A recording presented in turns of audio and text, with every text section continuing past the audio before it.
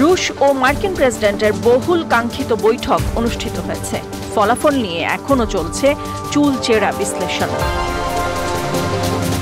এর মধ্যে বৈঠক শেষে মার্কিন প্রেসিডেন্ট ডোনাল্ড ট্রাম্প বলেছেন, যুদ্ধ শেষ করার জন্য ইউক্রেনের রাশিয়ার সঙ্গে একটি চুক্তি করা উচিত। কারণ হিসেবে বলেন, রাশিয়া একটি খুব বড় শক্তি এবং ইউক্রেন নয়। আন্তর্জাতিক গণমাধ্যমগুলো বিভিন্ন প্রতিবেদনে জানায়, পুতিনের সঙ্গে দেখা করার পর ইউক্রেনের প্রেসিডেন্ট ভলোদিমির জেলনস্কি এবং ইউরোপীয় নেতাদের সঙ্গেও কথা বলেছেন ট্রাম্প। ব্রিটিশ প্রধানমন্ত্রী কিয়ার স্টারমার বলেছেন, ট্রাম্পের কারণে যুদ্ধের সমাপ্তির সম্ভাবনা রয়েছে, তবে পুতিন তার বর্বর আক্রমণ বন্ধ না করা পর্যন্ত নিষেধাজ্ঞাগুলো আরও কঠোর হবে। এ বৈঠক নিয়ে সবচেয়ে গ্রহণযোগ্য মন্তব্য করেছেন প্রাক্তন জার্মান রাষ্ট্রদূত উলফগ্যাং ইশিঙ্গার। নিজের এক্স অ্যাকাউন্টে লিখেছেন, ট্রাম্পের কাছ থেকে রেড কার্পেট স্বাগত পেয়েছেন পুতিন। অন্যদিকে ট্রাম্প কিছুই পাননি, যুদ্ধবিরতিও পাননি, শান্তিও না। তাই পুতিন 1-0 ব্যবধানে এগিয়ে আছেন। এদিকে ট্রাম্প নিজের মালিকানাধীন সামাজিক যোগাযোগ মাধ্যম ট্রুথ সোশ্যালে লিখেছেন, সকলেই বিশ্বাস করেন যে এই ভয়াবহ যুদ্ধের অবসানের সর্বোত্তম উপায় হল সরাসরি শান্তি চুক্তিতে পৌঁছানো, কেবল যুদ্ধবিরতি নয়। দাবি করেন, যুদ্ধবিরতি বেশিরভাগ সময়ে স্থায়ী হয় না।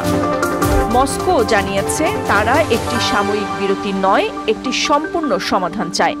পুতিনের উপদেষ্টারা এও বলেছেন, এটি খুব জটিল হবে, কারণ উভয় পক্ষের অবস্থান সম্পূর্ণ বিপরীত।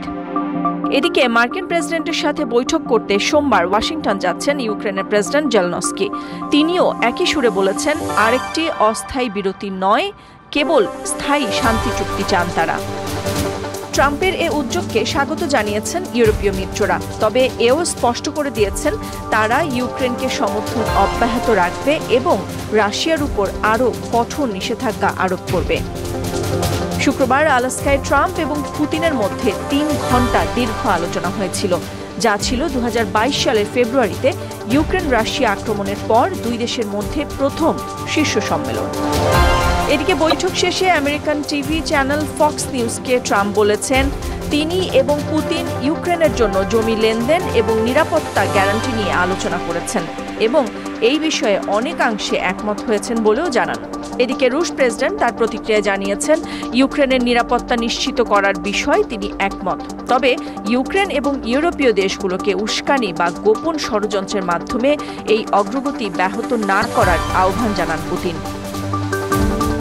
বিশ্লেষকদের মতে, দিন শেষে পুতিনেরই জয় হয়েছে, কারণ তিনি ট্রাম্পকে বোঝাতে সক্ষম হয়েছেন যে ইউরোপের দেশগুলি রাশিয়ার জন্য হুমকি হয়ে দাঁড়াচ্ছে। নাদিরা জাহান, নিউজ ডেস্ক, সারা বাংলা।